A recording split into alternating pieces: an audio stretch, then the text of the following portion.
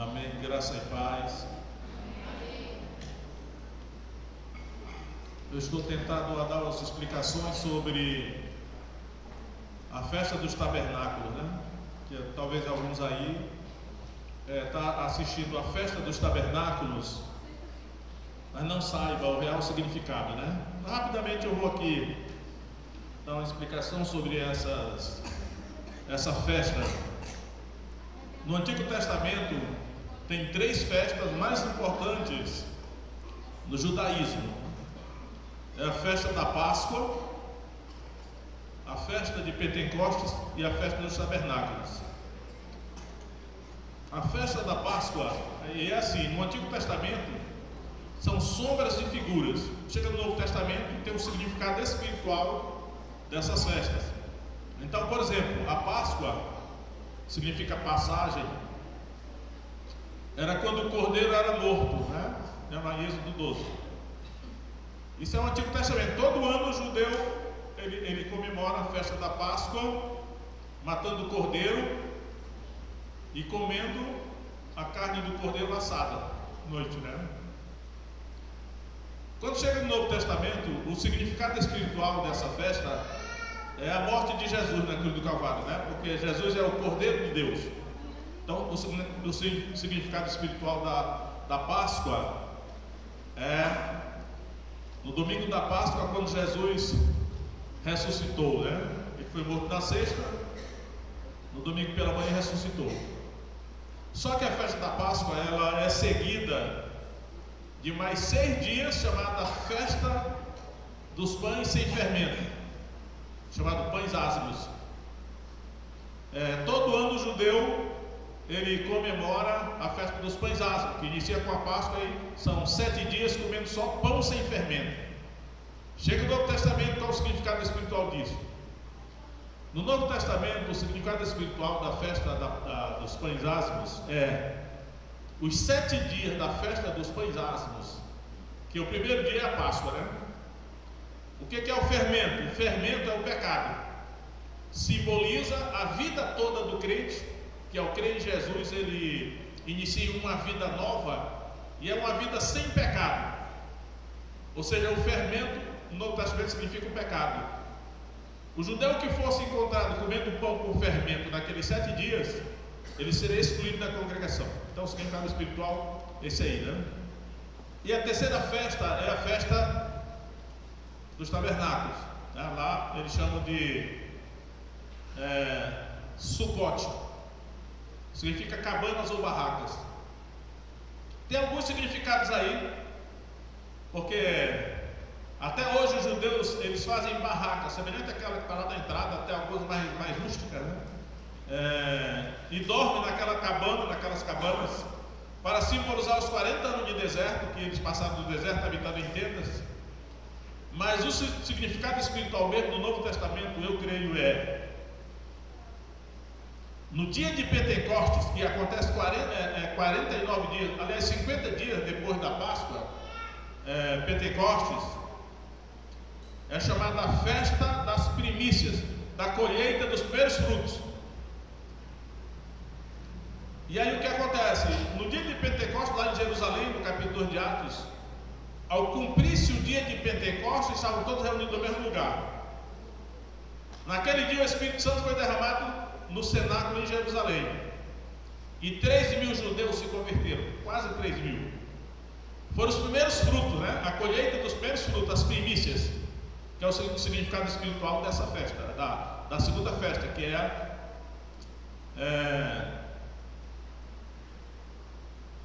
Shavuot. Eu estou misturando agora, né? A festa de Pentecostes. E a terceira festa, isso é muito importante, você. É por isso que eu estou dizendo aqui rapidamente, talvez um dia eu vou pregar com mais demoradamente sobre isso, só estou dando noção para os irmãos aqui. Essa terceira festa, que é que nós estamos comemorando hoje, isso que nós estamos fazendo aqui, comemorando, a festa de Sucote, que é tabernáculos, o judeu todo ano comemora. Ela é a festa da colheita de todo o campo, né? Pentecostes é a colheita só dos primeiros frutos, por isso que foi só em Jerusalém. E essa festa de Pentecostes, de tabernáculos, ela é a colheita de todo o campo, tá? Jesus disse: o campo é o mundo. Então no mundo todo está havendo uma colheita de almas. É assim que é o significado espiritual, né? O Espírito, só que para haver colheita de alma, o Espírito Santo tem que ser derramado. Então o Espírito Santo nos tempos modernos foi derramado na Coreia do Sul, em Bogotá, na Colômbia, na Argentina, na Venezuela e pela África toda. Avivamentos espirituais é derramamento do Espírito Santo. Aonde o Espírito Santo é derramado, há uma colheita de almas. Isso aqui é tabernáculos, é a colheita de todo o campo, até a volta de Jesus, né? Jesus vai voltar no final da colheita, E nós estamos no meio da festa de tabernáculos, né? Nós estamos no meio da colheita. Nós já somos fruto dessa colheita. Cada pessoa é um fruto, né? Quem sabe se tem pessoas aqui hoje que também são esse fruto que serão colhidos na rede do Evangelho. O Evangelho é uma rede, né? Então, irmãos, esse é título assim de explicação para os irmãos aí ter uma noção. E aí, algumas igrejas não celebram essa festa.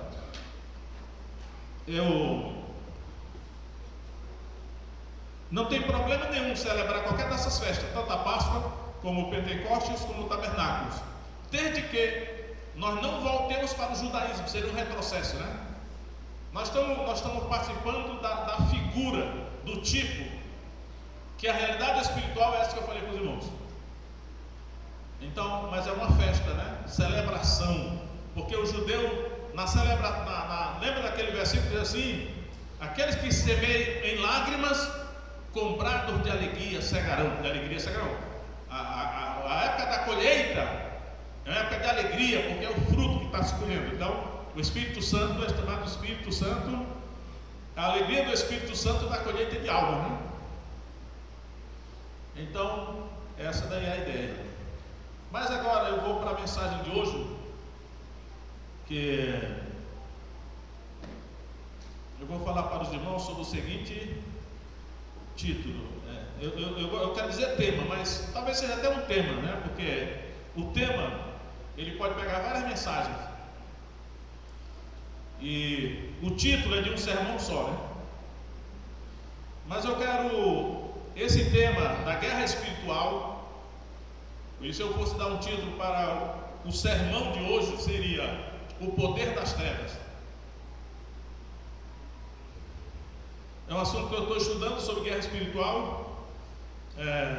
A guerra espiritual, tudo o que acontece no mundo, inclusive no Brasil, inclusive na área política, tem a sua origem no mundo espiritual. Existe uma guerra invisível no mundo espiritual ocorrendo, cujo resultado vão aparecer aqui no mundo político, econômico, na nossa vida, né?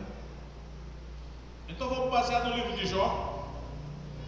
Vamos podem abrir suas Bíblias aí no livro de Jó, capítulo 1, e vamos refletir aí sobre esse tema, o poder das trevas. Vamos lá, livro de Jó, capítulo 1, verso 1, diz assim: havia um homem na terra de Uz, cujo nome era Jó. Este homem era íntegro, reto, temente a Deus e desviava-se do mal. Então, em primeiro lugar, eu quero mostrar aos irmãos que, e eu digo o Espírito Santo que escreveu, né, por causa da inspiração, ele primeiramente ele descreve o caráter de Jó. O caráter, são 4 palavras que ele usa: íntegro, reto, temente a Deus e desviava-se do mal. Esse era o caráter de Jó. Na sequência, irmãos, aí eu vou chamar a atenção a algumas coisas aqui, né, que eu quero que os irmãos prestem atenção aí. São revelações, né? Revelações. À medida que eu estudo a Bíblia, o Espírito Santo vai me dando revelações do sentido, a interpretação do texto, eu vou repassando para os irmãos. O que o Espírito Santo vai descrever na sequência aí são, como eu diria, o patrimônio de Jó. Uma vez que ele falou do homem Jó, agora ele vai falar do patrimônio, o que Jó tinha, qual era a propriedade dele, as propriedades, né?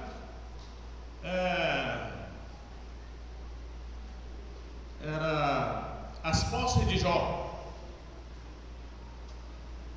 Quase que eu diria assim, na linguagem financeira, os ativos de Jó. Aí presta atenção que isso é importante, olha só, verso 2: nasceram-lhe 7 filhos e 3 filhas. Então Jó tinha 7 filhos, homens, e 3 filhas. Isso aqui são as propriedades de Jó, é a posse de Jó, o patrimônio dele, os ativos dele. Aí vem os animais que ele tinha. O seu gado era de 7.000 ovelhas. Olha só, que fazendeiro ele era. 7.000 ovelhas, 3.000 camelos. Rapaz, 3.000 camelos é muito camelo. 500 juntas de bois, significa 1.000 bois, era 500 juntas, né? Será que era usada para lavrar a terra? Geralmente a junta de bois era lavrar a terra e outras coisas, né? 500 jumentas, já pensou 500 jumentas? Que fazendeiro era esse jovem? Aí vem lá, os empregados agora. Eram também muitíssimos os servos a seu serviço, de maneira que este homem era maior do que todos do Oriente. Eu entendo hoje que ele era maior porque era o mais rico. Ele era um mega fazendeiro, né? Com todas essas propriedades. E aí eu quero chamar a atenção dos irmãos para o seguinte aspecto. Observe que a mulher de Jó não foi incluída nas propriedades de Jó, né? No seu patrimônio, nos seus ativos. A mulher não foi incluída. Não é por acaso isso aqui. Eu acho que Deus está dizendo assim, olha, homem, né? Aí eu estou lembrando aqui da relação para ser pastor. Paulo diz em 1 Timóteo capítulo 3 assim: é necessário, pois, que o bispo seja irrepreensível. Aí diz uma série de coisas. Depois diz assim, que traga os seus filhos em sujeição, governe bem a sua casa e tal. Aí eu sempre digo assim, a mulher não está incluída, porque a mulher já é um ser humano adulto, quando ele a conheceu. Ele não pode mais moldar o comportamento dela. Então Deus não responsabiliza o homem pelo comportamento da mulher, mas os filhos Deus responsabiliza.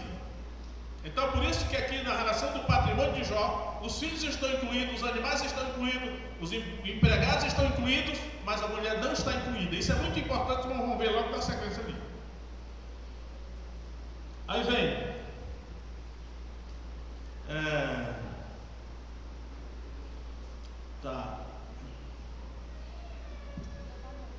e diz aí, verso 4: iam seus filhos à casa uns dos outros, faziam banquetes cada um por sua vez, e mandavam convidar suas 3 irmãs para comerem e beberem com eles. Sucedia, pois, que decorrido o turno de dias de seus banquetes, Jó os santificava e se levantava de madrugada para oferecer holocausto segundo o número de todos eles, porque dizia Jó: talvez pecaram meus filhos e amaldiçoaram a Deus no seu coração. Assim fazia Jó continuamente. Agora, irmãos, por que eu coloquei aqui o título de O Poder das Trevas? Porque o livro de Jó é interessante da Bíblia, porque no Antigo Testamento é um dos poucos momentos que Deus retira o véu e mostra o que acontece no mundo invisível, no mundo espiritual. Um diálogo que existe aqui, acontece aqui entre Deus e Satanás. Verso 6: no dia em que os filhos de Deus vieram apresentar-se perante o Senhor, veio também Satanás entre eles. E aí eu fico pensando assim, irmãos, eu acho que Jó nem sabia que existia Satanás, porque essa revelação de Satanás a gente chega mais no Novo Testamento, mas no Velho aconteceu uma série de coisas na vida de Jó, mas ele não sabia que essas coisas tinham sido planejadas no mundo espiritual. Só que agora Deus está mostrando para nós, seres humanos aqui, o que acontece no mundo espiritual invisível que vai impactar nossas vidas aqui. E nós olhamos só para os efeitos às vezes, né? Por isso que eu quero mostrar aos irmãos que o que está acontecendo no Brasil hoje, seja em que área for, foi engendrado no mundo espiritual. E aí, irmãos, acontece um diálogo entre Satanás e Deus. Aí Deus diz assim para Satanás, e eu acho isso muito importante, olha só. Então o Senhor disse a Satanás, verso 7: de onde vens? A resposta dele. E Satanás respondeu ao Senhor e disse: de rodear a terra e passear por ela. Olha como isso é importante. Satanás, onde é que você vem? Resposta dele: de rodear a terra e passear por ela. Agora eu vou dar um sentido para os irmãos, que é um tema que eu estou estudando no momento, são espíritos territoriais, que significa que existe uma hierarquia de espíritos que tem jurisdição sobre nações.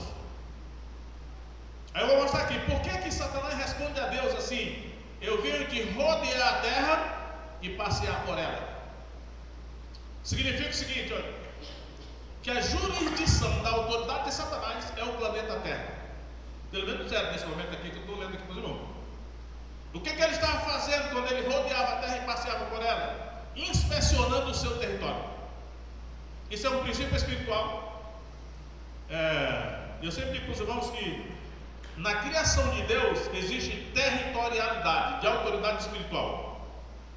E aqui tem muitas implicações, porque os animais, por exemplo, eles têm o seu território.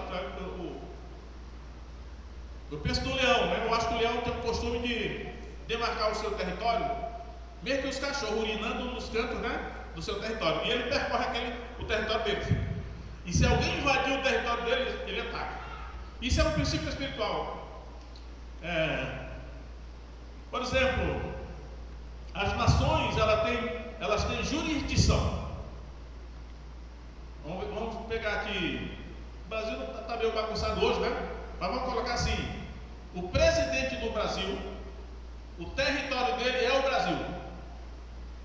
Ou seja, ele tem autoridade, jurisdição sobre todo o território do Brasil. Pelo menos deveria ter, né? É princípio espiritual, isso foi Deus que criou. E deveria também ele percorrer o território. Qualquer animal ou ser humano que tem jurisdição sobre um território, ele percorre o seu território para fiscalizar, inspecionar. Às vezes eu saio de casa, a minha mulher: você está indo para onde? Eu digo: eu estou indo percorrer o meu território. O meu território. Aí eu começo a rodar por dentro aqui do Calafate. Vou para lá, vou para cá, rodo por todo lugar. Lembra que Deus disse para Josué: todo lugar que pisar o vosso pé, vou tenho dado. Ali era questão de conquista, mas aqui é inspecionar o território onde você tem autoridade e que é sua responsabilidade também. Eu quero dar um exemplo desse assunto.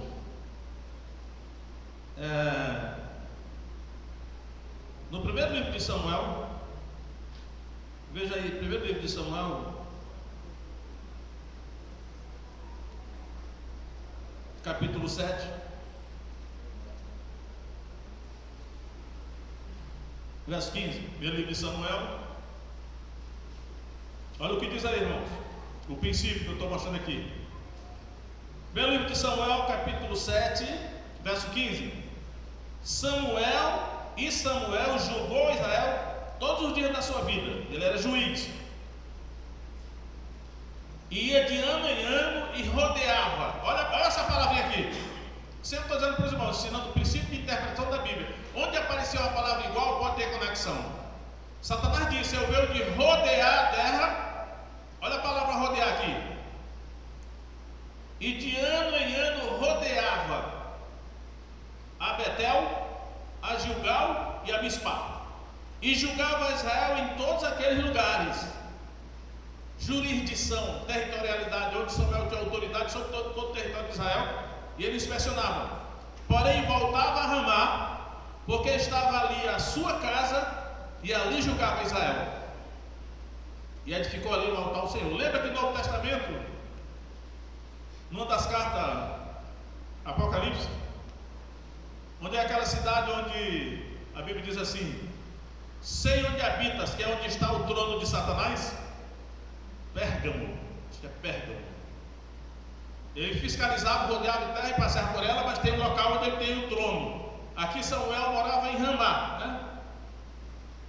Mas ele fiscalizava o seu território, onde ele tinha jurisdição. E por isso que eu estou falando para os irmãos sobre o poder das trevas, é territorialidade dos espíritos, espíritos territoriais, espíritos que têm autoridade sobre território no mundo invisível. É um tema que eu estou estudando e aqui alguma coisa vai aparecer aqui sobre isso, né? Voltando para Jó.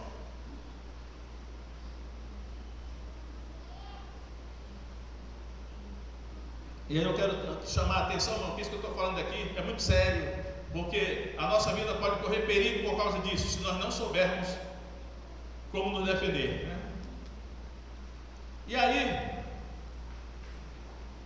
Satanás acusou Jó de servir a Deus por interesse.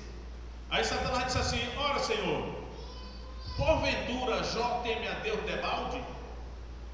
O Senhor não tem cercado ele de todos os lados, feito prosperar a obra das suas mãos? Ou seja, é claro que Jó é íntegro, reto, teme a Deus e desvia do mal, porque ele é o cara mais rico lá do Oriente.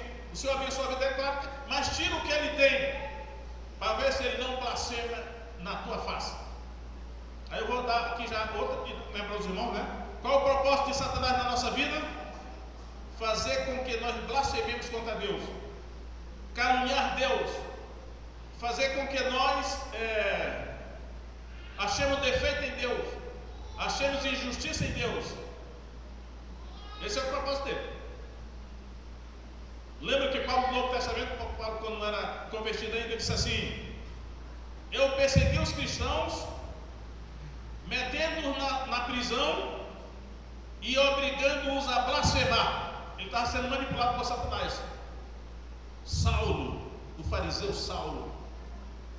Então temos que lembrar disso. Olha, quando você estiver aí numa situação difícil, que você começar no seu coração a pensar assim: Deus é injusto, como é que Deus não faz nada? Talvez tenha muita gente do povo brasileiro pensando nisso, né? Só que isso aí é uma tentação. Isso aí é se Satanás está falando isso para você. A minha luta e eu tenho conseguido manter, irmão, Deus é justo. Tudo de ruim que acontece comigo, eu digo, Deus é justo. E tudo de ruim que acontece com outras pessoas também, Deus é justo, é um juiz justo. Por isso que nessa geração onde se prega muito sobre o amor de Deus, Deus é amor, Deus te ama com amor incondicional. Toda vez que eu ouço essa expressão, Deus te ama com amor incondicional, eu me arrepio. A minha mente procura por toda a Bíblia, não acha essa expressão. Deus te ama com amor incondicional. É claro que isso aí é uma caricatura do caráter de Deus, porque Deus é justo. Deus é amor, mas Ele é justo. Hoje mesmo eu estava lendo um comentário sobre esse texto aqui, e o comentarista, que é o erudito, ele diz assim: olha, o livro de Jó é um enigma, porque o justo sofre. Ele é inocente, mas sofre. Eu digo, o comentarista está equivocado. Jó não sofreu injustamente, tinha um motivo. Eu tenho uma mensagem sobre o pecado de Jó, não vou falar sobre isso hoje, mas Deus é justo. E aí, irmãos, acontece o seguinte aqui, ó, e esse que eu quero chamar a atenção para os irmãos. Deus disse assim para Satanás: está bem, Satanás, você pode tocar, observam, pode tocar em tudo que Jó tem, mas só não toque nele. Lembra o que Jó tinha? 10 filhos, animais, muitos animais, empregados. E aí vem a questão que eu quero chamar a atenção dos irmãos. Nós vamos ver aqui na sequência como foi que os 10 filhos, os animais e os empregados de Jó foram tirados dele. É claro que Satanás saiu da presença de Deus e foi lá fazer isso na vida de Jó. Mas olha os instrumentos que ele usou. Vamos ver aqui.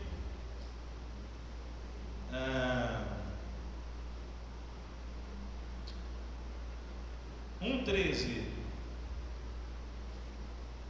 Vamos ler o 12. Diz assim: e disse o Senhor a Satanás: eis que tudo quanto ele tem está na tua mão, somente contra ele não estendas a tua mão. E Satanás saiu da presença do Senhor. Vamos ver o que ele fez. E sucedeu um dia em que os seus filhos e suas filhas comiam e bebiam vinho na casa do seu irmão primogênito, que veio um mensageiro a Jó e lhe disse: os bois lavravam e as jumentas pastavam junto a eles, e deram sobre eles os sabeus, e os tomaram. Também aos moços feriram o fio da espada, e só eu escapei para trazer-te a nova. Agora vamos raciocinar.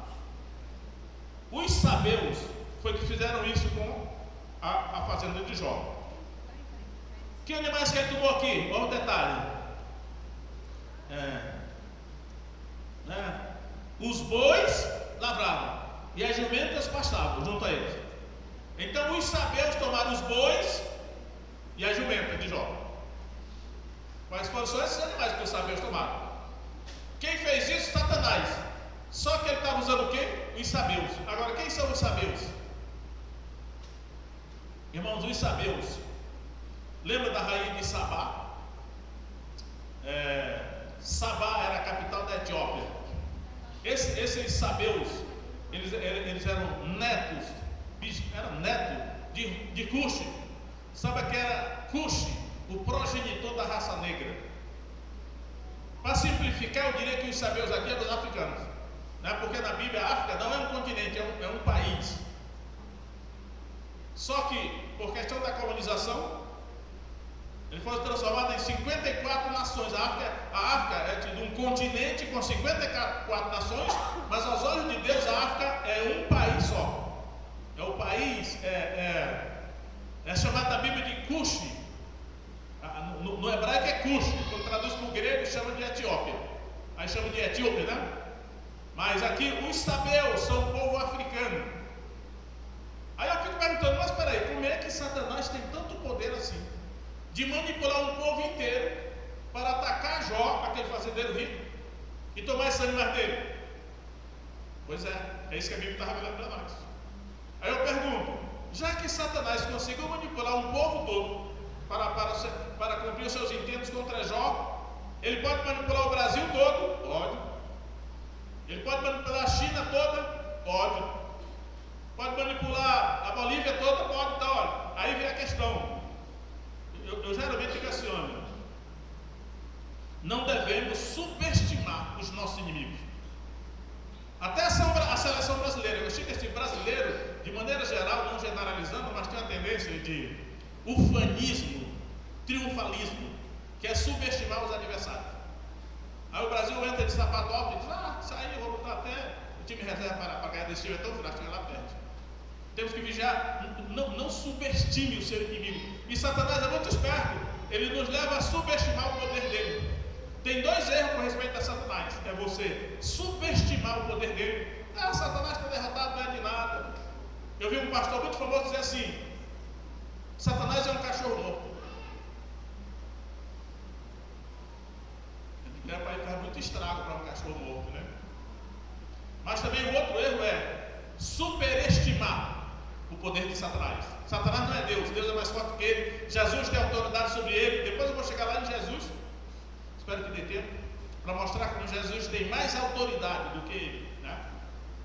Mas enquanto não, vou mostrar aqui no texto que ele manipulou esse povo, os sabeus, para tomarem os bois e as jumentas de Jó. Verso 15, verso 15 já, né? Verso 16: estando este ainda falando, veio outro e disse: fogo de Deus caiu do céu e queimou as tuas ovelhas e os teus moços, e só eu escapei para trazer-te a nova. Irmãos, Satanás manipulou o fogo do céu.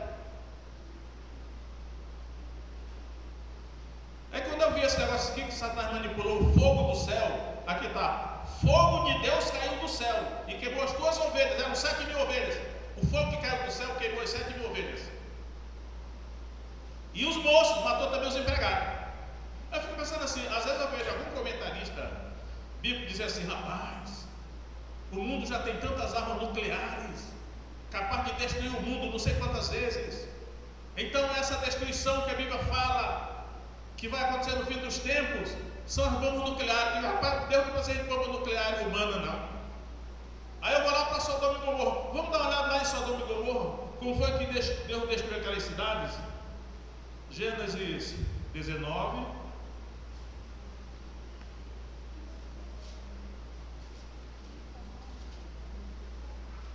Olha, Gênesis 19, 24. Eram 4 cidades: Sodoma, Gomorra, Zeboim e Adimá. Olha aí, irmão, será que esse fogo que caiu em Sodoma e Gomorra é o mesmo fogo que Satanás manipulou para destruir aquelas ovelhas de Jó e os empregados? Gênesis 19, 24. Então o Senhor fez chover enxofre e fogo desde os céus sobre Sodoma e Gomorra. Caiu fogo do céu. E esse fogo aqui não foi fogo que o homem fabricou, não. Muitas partes da Bíblia, fogo desce do céu, né? Cai fogo do céu. Agora, geralmente a Bíblia diz que é Deus que manda fogo do céu. Nesse caso aqui, Satanás manipulou esse fogo do céu, então ele tem o poder, pelo menos tinha, de fazer descer fogo do céu. Aliás, Apocalipse 13, que fala do anticristo, ele vai dizer que o falso profeta vai fazer descer fogo do céu para enganar os seres humanos. Isso ainda não aconteceu, mas nós temos carne e olho, né? Então eu quero mostrar para vocês o poder das trevas, que eu estou falando assim. Qual é mesmo o poder das trevas? Que poder eles têm? Será que nós estamos subestimando? Nós não estamos crendo no poder que Deus está revelando para nós que Satanás tem para interferir nos assuntos humanos? E aí, irmão, já foi para o saco, né? As ovelhas e os moços. Verso 17. Estando este ainda falando, veio outro e disse: ordenando os caldeus 3 tropas, deram sobre os camelos, 3.000 camelos, lembra disso? E os tomaram, e aos moços feriram o fio da espada, e só eu escapei para trazer este novo. Irmãos, agora 3.000 camelos. E agora foram os sabios. O povo que Satanás usou para atacar a fazenda de Jó foram os caldeus. Os caldeus, eles tem o Império Caldeu, né? O Império Babilônico, tem o Império Babilônico. Na Torre de Babel era Babilônia. Nimrod era o líder. Mas Nabucodonosor era líder do Império Neo-Babilônico, assim chamado Neo-Babilônico, que eles eram caldeus. Esse povo caldeu. O primeiro reino da profecia de Daniel, que ele viu 4 reinos, né? 4 animais. Então, como é que Satanás manipulou esse povo todo, os caldeus, para atacar a fazenda de Jó, levar 3.000 camelos? 3.000 camelos não é pouca coisa, né? Ele levou. E foi Satanás. Será que Satanás hoje ele tem poder para interferir na economia do mundo? Com certeza tem. É claro, nós temos que lembrar uma coisa, né? Para não assustar demais os irmãos, nem dar poder demais para Satanás. Lembre que Deus colocou limite na ação dele. Deus disse assim: tudo que ele tem está na tua mão, somente contra ele não chega na tua mão. Ou seja, Deus colocou limite na ação de Satanás. Não toque na vida de Jó, mas pode tocar em tudo que ele tem. Aí disse para os irmãos: o que é que Jó tinha? 10 filhos, animais, empregados. Ele foi tomando tudo. Aí eu digo para vocês, chama atenção: a mulher de Jó não estava incluída nas propriedades dele. Aí eu pergunto: Satanás pode tocar na mulher de Jó? Não sei se pode, não, certo que ele não tocou, porque ela não era propriedade dele. Tem alguma coisa aí, né, que a Escritura está nos ensinando. Agora vem aí, verso 18: estando ainda este falando, veio outro e disse: estando teus filhos e tuas filhas comendo e bebendo vinho em casa do seu irmão primogênito, eis que um grande vento sobreveio além do deserto e deu nos 4 cantos da casa, que caiu sobre os jovens e morreram, e só eu escapei para trazer-te a nova. Quem foi que Satanás manipulou aqui? O vento.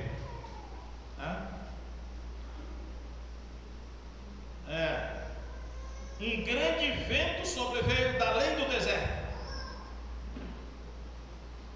Satanás teve poder para manipular o vento, para derrubar a casa onde estavam os filhos de Jó, e matou 10.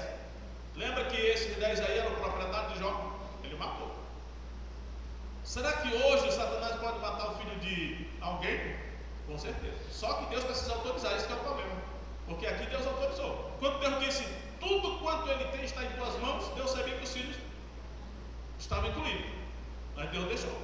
Agora eu digo, Deus deixou porque havia um motivo. E o motivo estava na vida de Jó.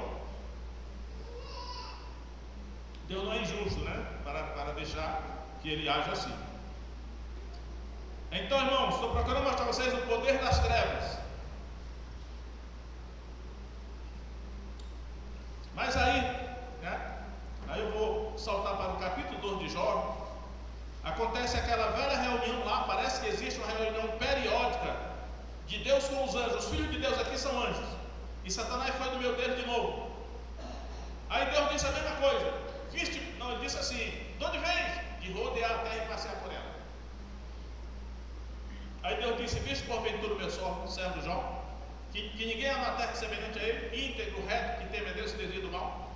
Aí Satanás disse: pele por pele, tudo quanto o homem tem dará pela sua pele, ou pela sua vida. Toca no corpo dele, para ver se ele não blasfema na tua face.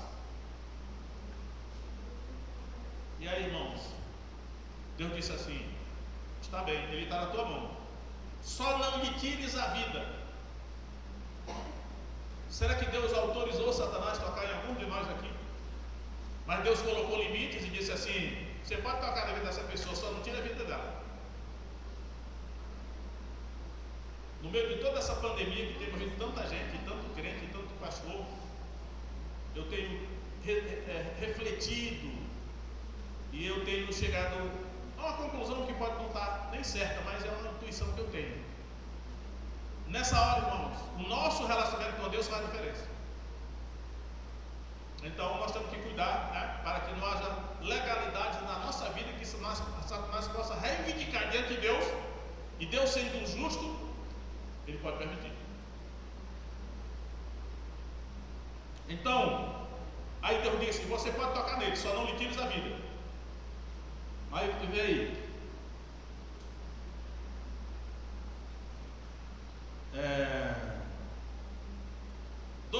Jó 2,7.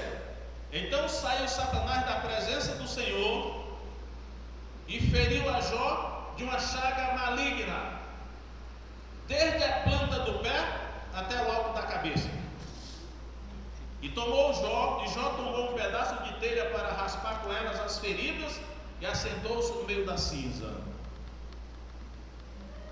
Aí vem mais aqui. O que Satanás manipulou aqui? Doença. Satanás manipulou a doença. Nesse caso aqui, a Bíblia diz úlcera, né? É tipo assim, eu creio que feridas na pele, úlcera, lepra, sei lá, acho que era doença da pele. Ou seja, ele manipulou doença. É por isso que eu digo, nós estamos numa geração extremamente,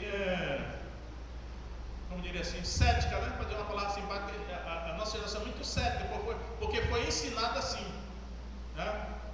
E aí Satanás tem influência para moldar a cultura do mundo e nos dá uma mentalidade cética, ou seja, não crer em coisas sobrenaturais. É uma mentalidade científica, né? Se fosse só científica, não tem muito problema, porque a verdadeira ciência nós não temos que temer. Agora, a pseudociência, a falsa ciência, é que é o perigo. E Satanás é mentiroso, ele é mentiroso e enganador. Engana as nações, a Apocalipse diz isso mais uma vez. Então, será que doenças que estão hoje acontecendo no meio da humanidade, no nosso meio, não têm origem em Satanás?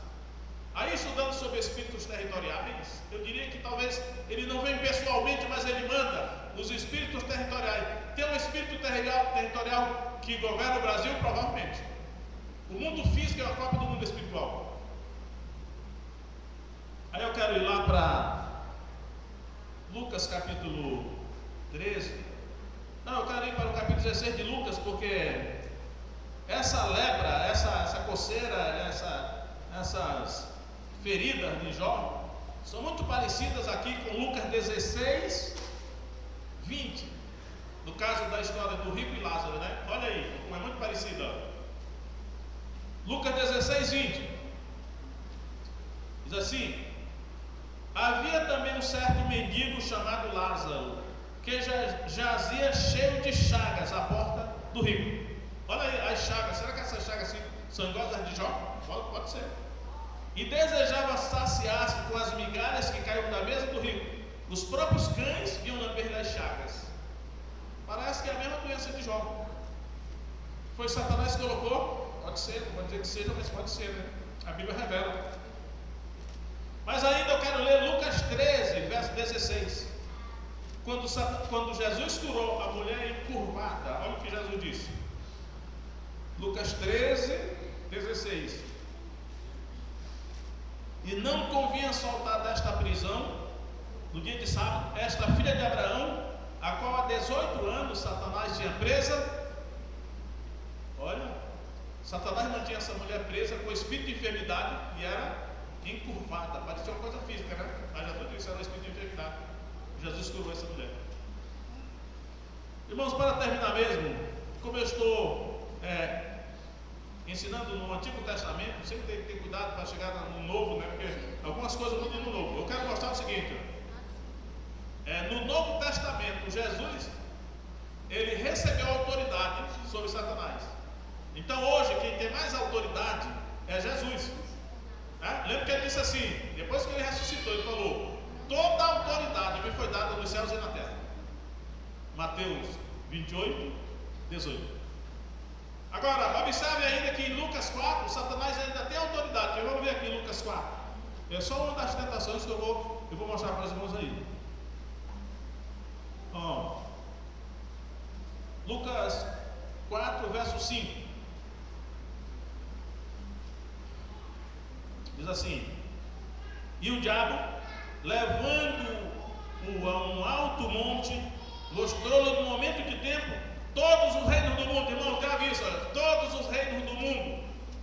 Se for hoje, ele diria república, né? O mundo hoje está cheio de repúblicas, mas Deus criou reinos. Aqui, olha, todos os reinos do mundo. O diabo mostrou para Jesus em cima daquele monte. Aí vem: e disse-lhe o diabo, preste atenção, irmãos, olha, disse-lhe o diabo: dar-te-ei a ti toda esta autoridade.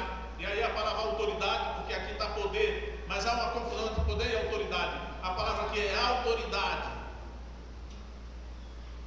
Eu não acho que essas palavras sejam iguais, sejam sinônimos, né?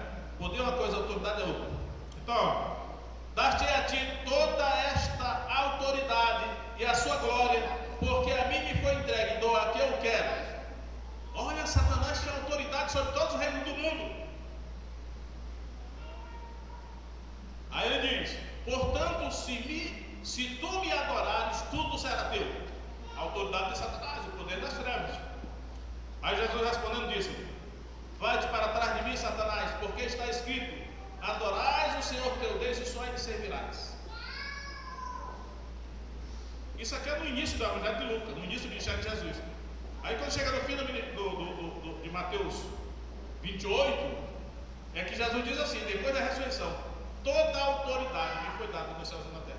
Ou seja, aí eu fico pensando, tudo aquilo que Satanás fez com Jó, lá no Antigo Testamento, será que ele ainda pode fazer hoje com alguém ou com um crente? Porque o crente da época era Jó. A igreja, Jó representava a igreja de hoje. Jesus tem toda a autoridade nos céus e na terra, portanto Satanás debaixo da autoridade dele. Ou seja, para Satanás tocar num crente, Jesus tem que autorizar. Lembra que está lá 1 João 5,19: o maligno não lhe toca aquele que pertence a Deus, a não ser que ele autorize. Jesus é que pode autorizar. Mas eu quero ler o versículo de Hebreus 2,14, que diz lá que Jesus derrotou Satanás. E não foi naquele duelo lá no deserto, não. Aqui, ó, foi na cruz, ó. Hebreus 2,14. Visto como os filhos participam da carne e do sangue, também ele participou das mesmas coisas, para que pela morte aniquilasse. E aí a palavra aniquilasse, já falei para os irmãos, aqui é catarquel, que significa tirar de circulação, revogar. A palavra mais correta é revogar, a palavra jurídica. Aqui está aniquilasse, outra tradução tem destruir-se, mas eu creio que o sentido é revogar. Ou seja, aí diz aqui: para que pela morte revogasse o que tinha o império da morte, essa lei o diabo. Ou seja, Jesus derrotou o diabo, tomou a autoridade dele, e agora ela está em Jesus, porque ele disse: toda a autoridade me foi dada pelo Pai, nos céus e na terra. Só que ele deixa. Então eu entendo, então, irmãos, que Satanás é um inimigo formidável, só que ele está legalmente desautorizado. Mas como ele é enganador, ele nos engana, fazendo nós pensarmos que ele tem autoridade. Engana o mundo todo, na verdade. E aí quando Jesus disse assim: toda a autoridade me foi dada nos céus e na terra, ele continua dizendo: portanto, ide fazer discípulos de todas as nações, indo fazer discípulos de todas as nações, batizando-os em nome do Pai, do Filho e do Espírito Santo, ensinando-os a guardar todas as coisas que eu vos tenho mandado. E esse estou convosco todos os dias, até a confirmação dos séculos. Ou seja, Jesus disse assim: eu tenho toda a autoridade agora, nos céus e na terra. Mas eu não vou exercer a minha autoridade diretamente, eu vou delegar para a igreja. Vocês, igreja, ele está falando com os 12 apóstolos. Por meio da minha autoridade, eu autorizo vocês. Lembra que no dia ali os brasileiros disseram: presidente, eu autorizo. Agora Jesus disse: igreja, eu autorizo que no meu nome, que tem toda a autoridade, vocês vão fazer discípulos em todas as nações. Esse é o mandato que está sobre a igreja. É claro que Satanás luta para a igreja não saber, né? Para a igreja não crer e não usar a autoridade delegada de Jesus contra, eu não digo o próprio Satanás, né? Porque ele fica lá. Ele tem um local onde ele mora, embora ele passeie por aí. Mas tem um espírito territorial no Brasil que governa um príncipe, principado. Tem um príncipe da Pérsia, um príncipe da Grécia, tem um príncipe do Brasil. Tem um príncipe no Acre que governa o Acre. E tem um príncipe no Calafato, que a hierarquia vai descendo. Jurisdição. Então, eles estão aí, né? A guerra é real. O que eles fazem no mundo espiritual pode refletir em nós dessa forma como aconteceu com Jó. Mas nós temos que usar as armas que Jesus nos deu, são armas espirituais, tá? Por isso que tem que ter cuidado que não se lançar de peito das armas físicas. Pode até se lançar, mas primeiro usar as armas espirituais, né? Contra poderes espirituais, são armas espirituais. Amém. Vamos orar agora, irmão. Eu vou pedir que os irmãos. Será que vai caber, né? Vamos ficar só assim. Fique em pé. E eu vou orar. Eu quero que vocês tenham que dar um passo de fé, né?